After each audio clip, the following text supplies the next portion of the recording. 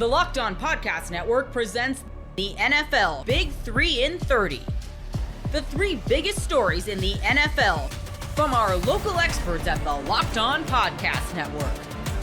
We bring you the real story, why it matters, what's next, who wins the big game, and more, all in 30 minutes. The NFL Big 3 in 30 starts now with the biggest story in the NFL. You are Locked On Lions, your daily Detroit Lions podcast. Frank Ragnow, arguably the best center in the game, arguably the best center in the AFC or the NFC, is done. Frank Ragnow, at age 29, after 7 seasons with the Lions, has decided to retire. Now, we told you on Friday's show that the Lions had OTAs this week and the organized team activities that were made public to the media on Friday. The media and the Lions beat staff, the beat writers, everybody, all the reporters that cover the Lions, and we have many of them on this podcast, do a fantastic job. They're the ones that noticed that there were only 2 players not there. Some were working on the side, some were in street clothes and not able to practice and everything else. But the 2 guys that were not in attendance at all were Alex Anzalone, who, as we've speculated, we believe wants a new contract, and Frank Ragnow. And late Friday, Dave Burkett of the Free Press put it out there that maybe Frank Ragnow was not happy about his deal, as he's only the 4th highest paid center in the league, and he's making just under $10 million this year. Well, today it came out that Frank Ragnow is going to retire after 7 years with the Lions. He put it out on his Instagram moments after both Adam Schefter and Ian Rappaport reported it. And for Frank Ragnow, you know, this is a guy you've got to tip your cap. This is a guy that I don't know of, and I've been in this town since August of 1996. I don't know of a tougher Lion that I've ever seen. And yes, we could talk about Mike Utley, and yes, you could talk about players that have, you know, Reggie Brown. I remember nearly dying on the field at the Silverdome. Matthew Stafford took a beating for years playing this game. Tough guy. Whether you like Stafford or not, tough ass dude. But Frank Ragnow, this is one tough son of a gun. He played with, you know, a torn pectoral muscle. The guy's lung was damaged and bruised. Guy was playing with a toe that probably nobody in the world could even stand on, even stand on on a foot with his toe mangled. He hated to miss games. And now he's decided to retire. And in his statement that he put out on Instagram, one of the things he mentioned was he's just too banged up. He's just too beat up, and felt like it was the right time to walk away right now. And he thanked the Lions for having the patience and the professionalism to deal with this, thought in his mind that he was done playing football. It just has become too much for him physically. And you have to respect that. You have to understand it is a vicious, violent game. And for a guy that's leaning over every play and getting his teeth kicked in and having to make contact with the opposition's biggest guy, that 350-pound guy, every single play, you wonder how guys play as long as they have. And Frank Ragnow, only 29. What do you mean 7 years? How can he retire? He just has taken a beating. He took a beating in the SEC playing for Arkansas. Guy's been to 4 Pro Bowls, 3 times, second team All-Pro. And after Creed Humphrey of the Chiefs, to me, Frank's the best center in the game. And for the Lions, there is no other way of saying it, everybody. We can sit here and talk about Tate Ratledge, and I'm a big Tate guy. Oh, Graham Glasgow, just slide right in. He played center Frank's rookie year. Frank was a guard. Oh, but they got Michael Neese. He might be able to step in. Why don't they sign Nick Harris from the Browns? He'll do fine. No. This is a monster loss for this team. This is not good. Not good, folks. You respect Frank's decision. God bless the Lions, man. They knew. They knew. They didn't draft Miles Frazier and Tate Ratledge. They didn't have Tate Ratledge taking snaps at center. They didn't have Hank Fraley, the Lions O-line coach, I think it was last week, mentioned Tate Ratledge is going to be a good center one day. And none of us picked up on the fact that Frank Ragnow nearly retired 2 years ago. Remember that? Or a year ago. Was it after the San Francisco loss where it's like, is Frank Ragnow coming back? It was about a year and a half ago. Frank Ragnow, after they lost the NFC Championship game, was contemplating his future. After going through all the injuries that he's gone through and playing through all of them. Knee, lung, pec, toe, shoulder. This guy's had everything happen to him, and he was a warrior. He'd come out of a game, and you're like, wait a minute, he can't put any pressure on his leg, and he's back out there. Tore his pectoral muscle this year and missed one game. It was torn. Torn pectoral muscle. Incredible player. And there's been some good centers in this organization. Graham Glasgow was a good center. Kevin Glover was an excellent center. Lions had Jeff Harding's play center. I think Harding's the center for a while. They've had some good players.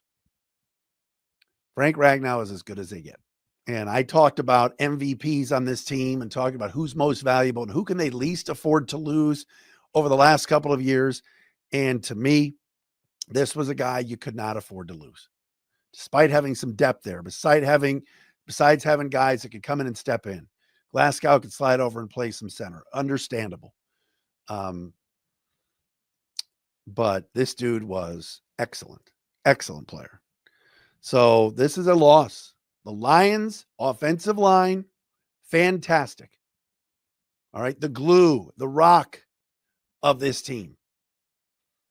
And they've now lost 40% of their offensive line from last year. Kevin Zeitler, right guard of the Stars, excellent player, too rich for the Lions' blood, ends up in Tennessee.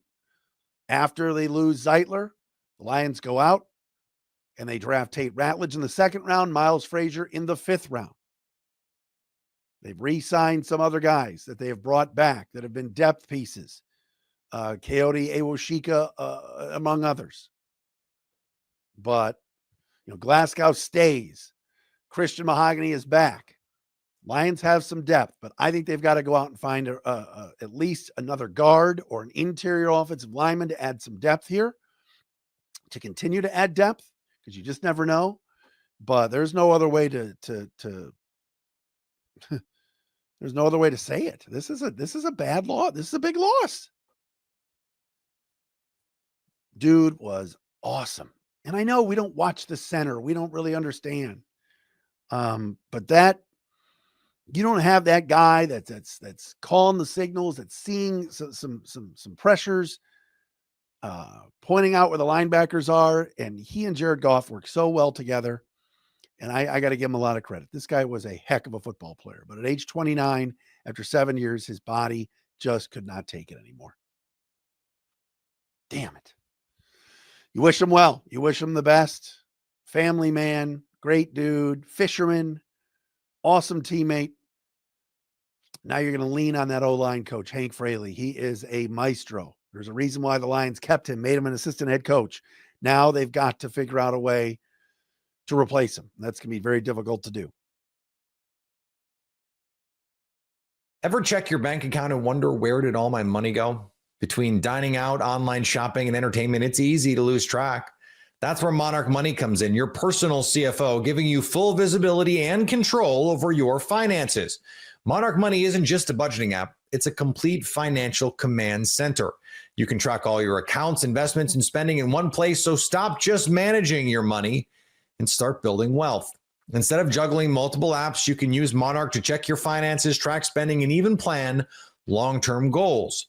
Managing money with your partner is smoother than ever. You can track shared and personal accounts, set goals, and stay on the same page without the stress. Take control of your finances with Monarch Money. Use code LOCKEDONNFL at monarchmoney.com for 50% off your first year. That's monarchmoney.com, code LOCKEDONNFL for half off your first year. More names that have been thrown on the NFL trading block and who the Steelers should actually be targeting. You are Locked On Steelers, your daily Pittsburgh Steelers podcast. I know we've talked about potential trade options before. I personally talked about Johnny Smith a little bit on Friday because that leaked out that, there's a potential there.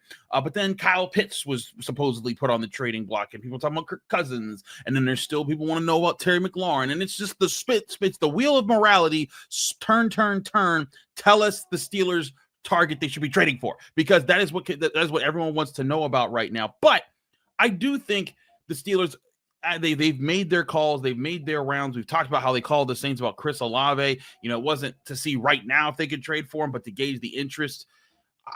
I guess my question to you is, where's the sense of reality in who the Steelers could actually be targeting for, and where are the guys that you're like, absolutely not, that's not a thing? That's a good question. I think anyone that someone will actually trade is legitimate.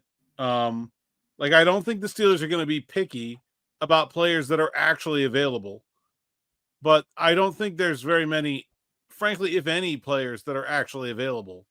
I know, we've talked about a lot of names, and I think there probably is there may be what was it on eBay, the buy now price, right? I know. You're like, this thing's on auction and the highest bid is at 26 cents, but you can buy it right now for $400. And it's like, yeah, nobody's going to do that. No. That's what's available right now, the buy now price. Okay. No one is being traded right now for anything that I think the Steelers are going to pay. I think you're going to have to get closer to the season before you're able, in theory, some of these guys could get traded, but I don't see what is the driver that makes a deal right this second. No, I feel you. And I think that's the bottom line here is, as we've said before, the Steelers are trying to wait for the advantageous moment to get said player. There are chances for the Steelers to go get guys, but they're not here yet. And it's going to come when teams are put in a position where they have to make a move, where they feel like, okay, we're not paying this guy now. We know that for sure. This guy's not part of our future plans. Let's get the maximum return that we can right now. He has taken this guy's job. You haven't given them an opportunity to do that yet. Exactly. And it's going to take time. But when I go over some of these options, for example, Johnny Smith, I get it. Arthur Smith likes him. There's the report Phil Yates. I'm sure he does. He's been with his last two teams, but I'm sorry. I don't think the Steelers are busting down doors to get Johnny Smith right now. I think that they have made calls, and maybe even the Dolphins themselves have been like, hey, y'all interested? And the Steelers are like, yeah, man, maybe, I don't know. And that's what led to them, Drew Rosenhaus being like, oh, my client, is really interested. He's interested, but he'd love to stay here. And a lot of this is posturing from agents. I think that's the other thing about the politics of these reports that get out, Alan. And you and I have talked about this and how agents drive a lot of the narratives because of who they call in the national media, what gets leaked. And then all of a sudden there's a firestorm that you and I have to talk about on our shows because everyone wants to know about it. But that, I think, is a lot more of what's been happening of late as far as trying to drum up interest and seeing what happens there, more so than Omar Khan trying to let it leak out that, oh yeah, let's get that fire started. Omar Khan is doing the research behind the scenes right now. When he makes his move, he'll let you'll find out when he wants you to find out. But all this stuff, I think a lot of this has been fluff from agents to try to drum up, storylines or see how that could impact negotiations anywhere. Yeah, I'm sure that Omar Khan has talked to almost every team about what pass catchers they have that may be available. Right. I'm also sure that there are some teams that have proactively said, hey, we think the Steelers might be interested in this guy. What do you think? The Dolphins and Johnny Smith are in the middle of a contract negotiation. I am nearly certain that the Steelers' involvement in that process is the entire reason why they were brought up in connection with him. Is that, they're looking for leverage one way or the other. I would be very surprised if Johnny Smith ends up a Steeler. I don't think now or ever. I think there are some guys where you could say, Romeo Doubs. Okay, maybe later, maybe the Packers get to a place this offseason where like, we got too many receivers. Okay, then I can see it. I don't think Jonnu Smith is realistic at all. Kyle Pitts is another one that was talked about, not connected to the Steelers specifically, but talked about another same guy, same situation, entering the final year of his contract, looking at contract talks. He's a player that I could see having a contentious contract negotiation. I think he have a reason to think he's a lot more talented than his stats have let on, and that always sets up some contentiousness. So, like, maybe things get ugly there, very similarly to the Brandon Ayuk situation last year. But, I mean, we're at the very beginning of that process, so it's awfully hard to handicap at this point. Now, the big name that I wanted to address, because a lot of people keep pushing him out there, is Terry McLaurin, of course, Scary Terry, Ohio State star from the Commanders. Yes, Terry McLaurin, he's been holding out of OTAs so far. There's questions about his future with the team, because he has this year on his deal, and then he hits a void year the year after that. So this is the last year that he has on his contract, basically, at this point. And he wants a new deal. And so there's that expectations. But Alan, as I keep trying to tell people, I don't think he's going anywhere. When you look at the Commanders, they were just in the NFC Championship game. Terry McLaurin was a big part of why they were in the NFC Championship game. They just got their star quarterback out the draft. Jaden Daniels looked really good. Oh, and by the way, next year they got $70.3 million in cap space, and they still won't have to pay Jaden Daniels. I really don't think that it would make any sense for them to let Terry McLaurin go when they got the money to keep him, and he's a huge part of what's made them, actual contenders of late. So I know there's a lot of people that really want Scary Terry for the Steelers, but I'm telling you, like, as out of the picture as some of these other guys are, I think he's one of the guys that by the end of mini camp and into training camp, he'll eventually sign his new deal with the Commanders, and that opportunity will have never even presented itself. Terry McLaurin in 6 seasons has 6,300 yards. Only in his rookie year, when he only played 14 games, did he not go over 1,000 yards. Here's who's played quarterback for Terry McLaurin. Just bear with me here for a second. Oh, no. This is fun. Colt McCoy. Oh boy. Dwayne Haskins, Case Keenum, Kyle Allen, Alex Smith, Ryan Fitzpatrick, Garrett Gilbert, Taylor Heineke, Sam Howell, Carson Wentz, and now finally Jaden Daniels. If y'all were willing to pay Terry McLaurin when he was putting up those numbers with that collection of quarterbacks, they're going to pay Terry McLaurin to play with Jaden Daniels. Period. Yeah. This is not happening. Stop thinking about it. Exactly. So I'm trying to get Steelers fans to understand that before I keep having to post that and the next day, because they will not stop. It's not. The Steelers would love for it to happen. They would probably even be willing to dramatically. They'd pay the buy now price for Terry McLaurin. Yes, there isn't exactly. Even that button is gray. You can't even click on it. It's not there. Yeah. And that's the point here. Is that's he's so good of a player. They're not giving him up. For anything, unless things go really south there for whatever reason. And I'm sorry, I just don't see that happening. I don't see it. But if that's going to happen, it's going to be on August 25th. Right.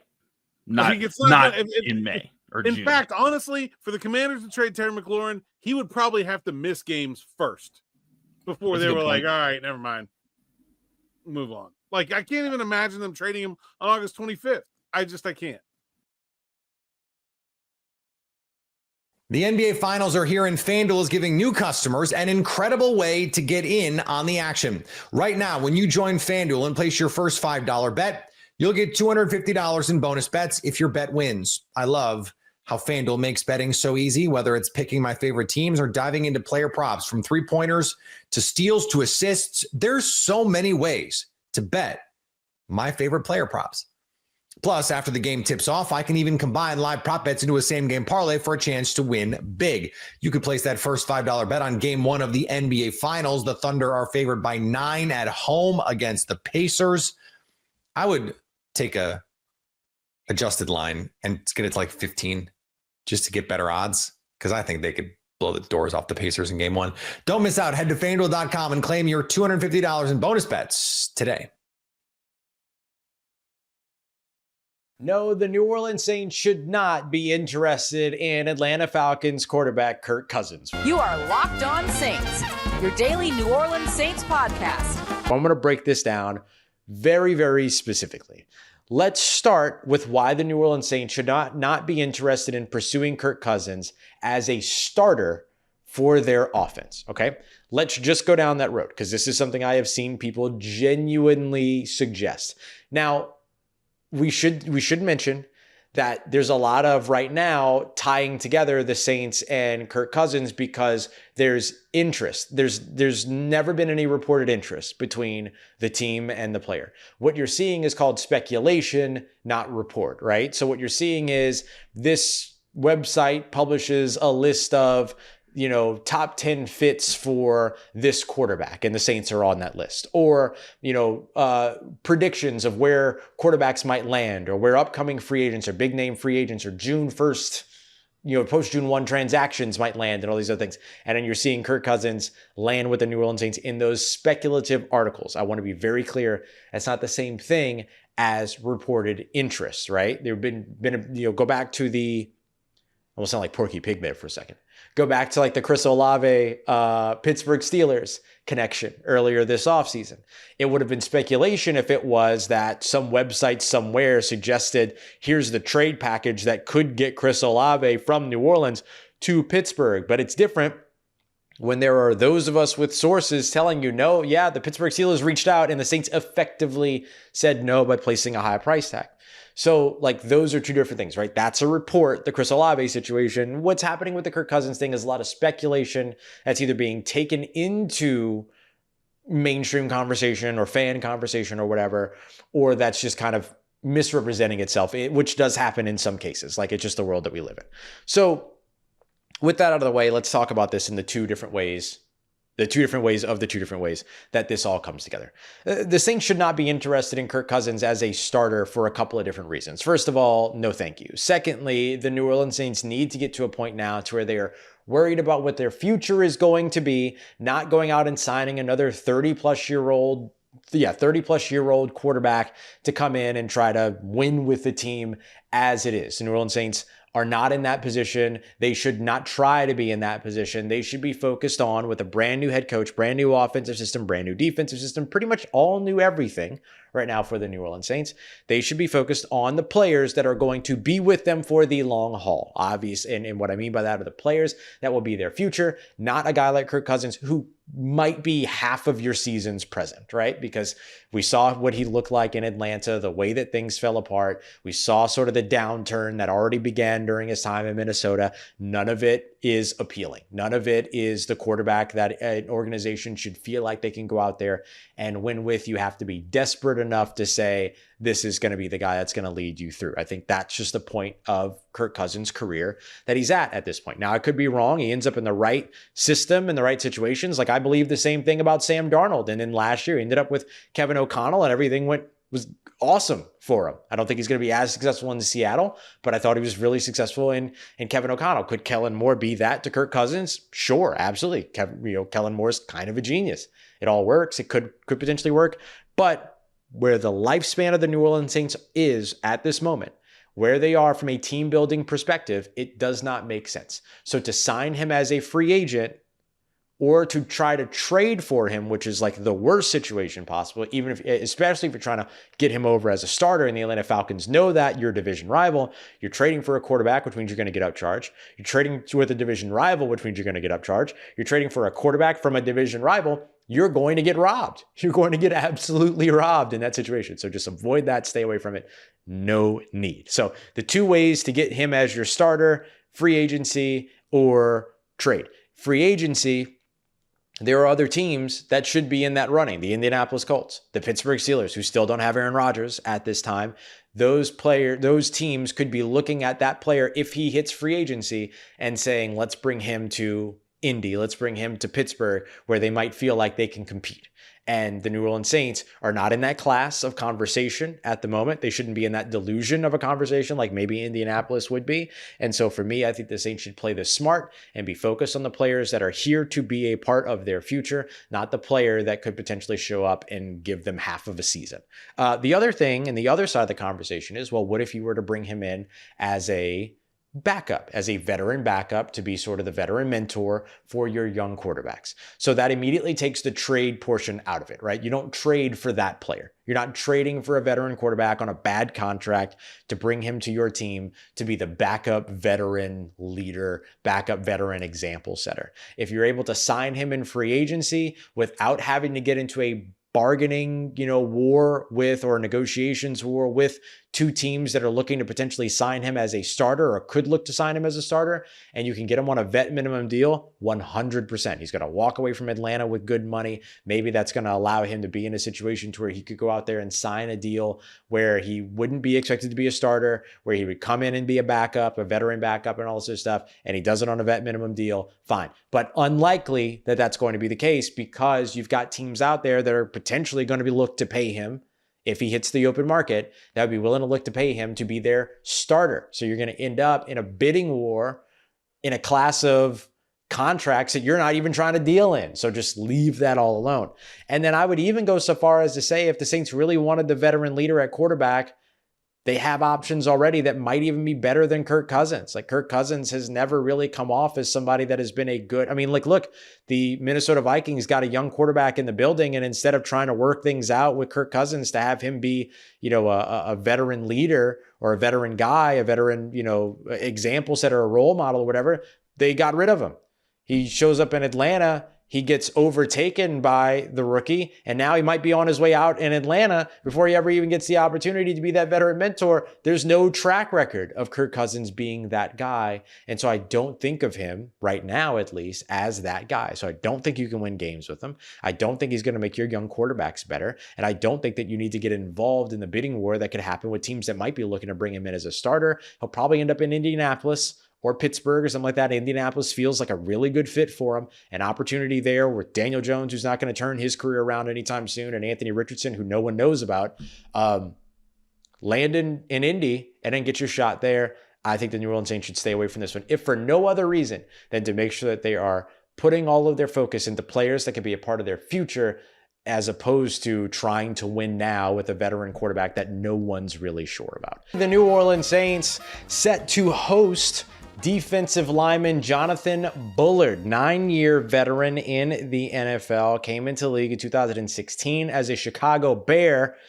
Defensive lineman that can play inside and out, 6'3", 290-ish pounds, former Florida Gator, proven to be pretty disruptive and proven to be a very, very active run stopper, especially despite his size as well. Remember, I said 290 pounds.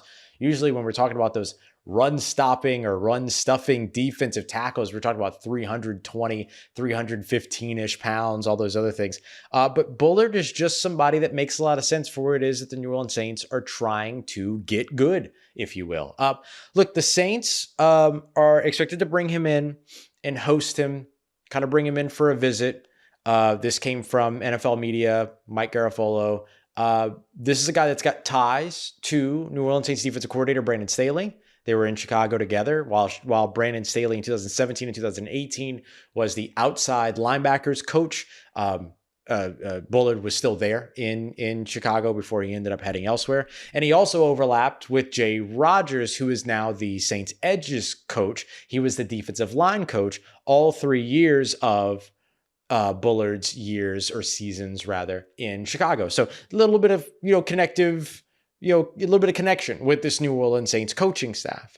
And so keep in mind that this is a new coaching staff that has no loyalties within the building very much. I think guys like Jonah Williams, I think guys like Brian Brzee, I think Devon Godshaw, like these are all guys that have some kind of connection already that kind of makes them solidify. But you look at some of these other guys that were brought in a couple of years ago, Nathan Shepard, Colin Saunders, all that, there's a chance that like these guys are going to be in a little bit of competition with players, right? The Saints brought in Vernon Broughton as well. I think that he's pretty solid there.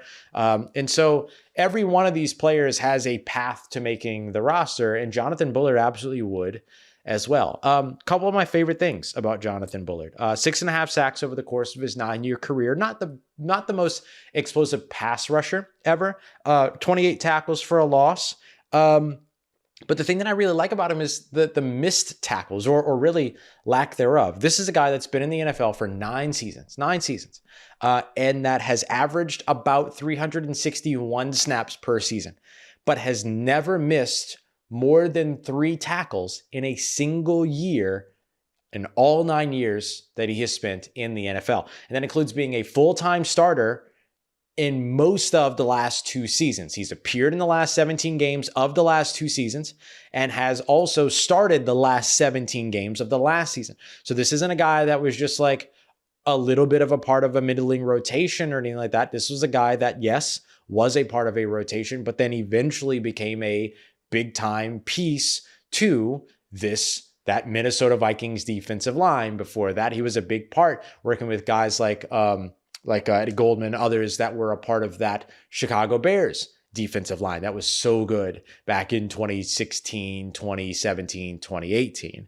And so when you can bring a guy potentially like Jonathan Bullard to New Orleans, and he can bring you some contributions as a strong tackler and as a run defender, 2 places where your defense needs the most help. Let me remind you, the Saints finished amongst the top 5 in missed tackles last season, and then also finished number 31 in the NFL when it came to run defense as well. So when you're looking at where the New Orleans Saints need to improve and need to get better on the defensive side, and you try to find talent that brings what that is, Jonathan Bullard's name should be right there.